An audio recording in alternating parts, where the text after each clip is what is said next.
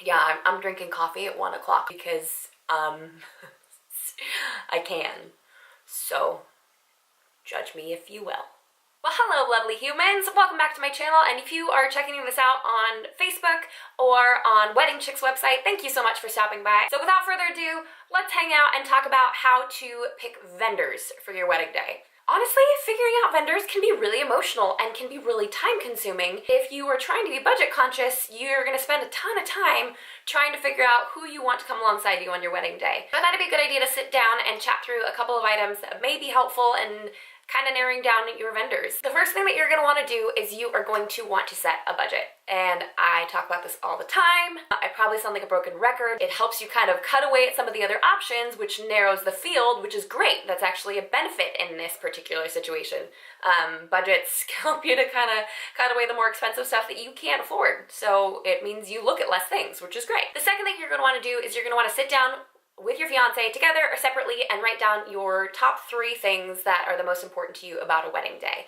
It could be photography, it could be music, it could be ceremony. Compare your list with your fiance's list to see what matches up and what doesn't, and find a way to compromise. Get used to it, because marriage is a lot of compromise. But find a way to compromise on those top few things to really make sure that both of you are getting exactly what you want out of this wedding day. Sitting down and prioritizing those things helps you to really focus on the vendors that you should be spending more time searching. So if photography is the most important thing to you, spend a lot of time looking at photographers. If you want to perhaps down the line add on a photo booth, maybe you spend less time looking for a photo booth in the beginning because your priorities lie elsewhere. The next step is where to look. Like, how do you even begin to look for vendors? There are so many different options out there.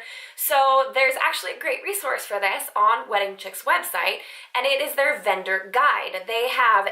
Guys, they've got like literally everything on there. They have like actual Etsy vendors. I haven't seen that anywhere because I know for me, wedding planning was this combination of like hunting for people and basically buying the entire inventory of Etsy's website just collectively. So they've actually culled through a lot of those vendors for you, and they provide such an easy to navigate site for you to just kind of type in what you're looking for within the area that you're looking for, and they just give you vendors. It's not just like a little blurb about who the vendor is. You click on their link and it takes you straight to their website, because that tells me more than a 200-word bio. So I appreciate that Wedding Chicks kind of makes that a whole lot simpler. You click on a person, it takes you straight to their website. It streamlines the process, and then you get to really check out their style and who they are. Once you find a vendor that you're interested in, my top suggestion then is to stalk the heck out of them. Check them out on social media. Follow them on Instagram, kind of get a feel for their tone, for their posts, for what the general style is that they're putting out there. Like, really, memorize their home address, maybe not. Get to know them before you even put out a phone call, because it could tell you a lot if you start calling people before you even know what their style looks like or before you know what kind of weddings that they produce. That's not going to help you. Like, you may end up talking to a person and not like their style at all. So stalk them. Stalk the heck out of them. A great example of this is photography. There is that dark and moody look that is so like entrancing, and you can't stop looking at those photos. Or there's light and airy and very ethereal and evokes an entirely different feeling. Don't book a dark and moody photographer if you want light and airy. It's also a really good sign when you're looking at wedding stylists or coordinators or bakers to see a bunch of different types of things, because then that means that they are versatile and they are going to be more likely to collaborate with you on your vision. They can do a lot of different things. So even if you see a country western wedding with boots and sunflowers and that's not what you're looking for, but you can tell that it's done well, then that's a good sign. That means that they can do quite a few different things and probably help you hone in your vision a lot better than someone who may be more of like a one-trick pony. When you do finally set that meeting, remember that the first impression is key. So if you send out an email and it takes them a week to get back to you, that's kind of a bummer. I know for me, I try to get to my clients within 24 to 48 hours. Over the weekend, obviously, it's a little busy for me. But if they take too long to get back to you, that could be really telling about their business style, and that may not be something that you're interested in. So that first impression is really important. How do they reply to your email? Do they seem excited?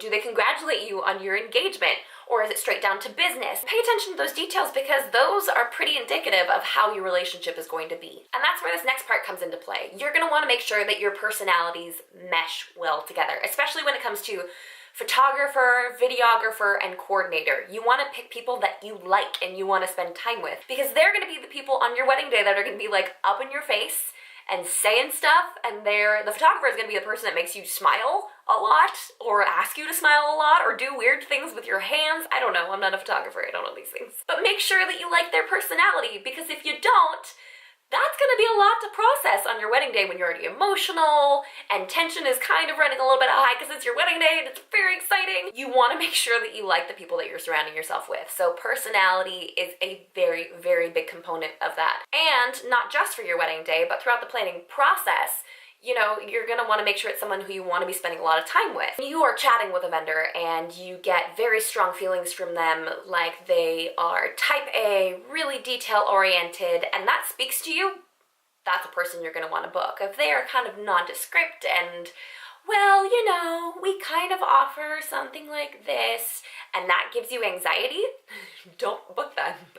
Book someone who's detail-oriented, because that's better for you and for your heart and for your planning process than someone who's a little more go with the flow. Knowing your personality is an important component of this too, because, you know, you're gonna want to make sure someone meshes with you well. My next advice to you is to just interview a bunch of options. Don't just stick with the first one that you talk to, and that can be really hard, especially if your personalities just click.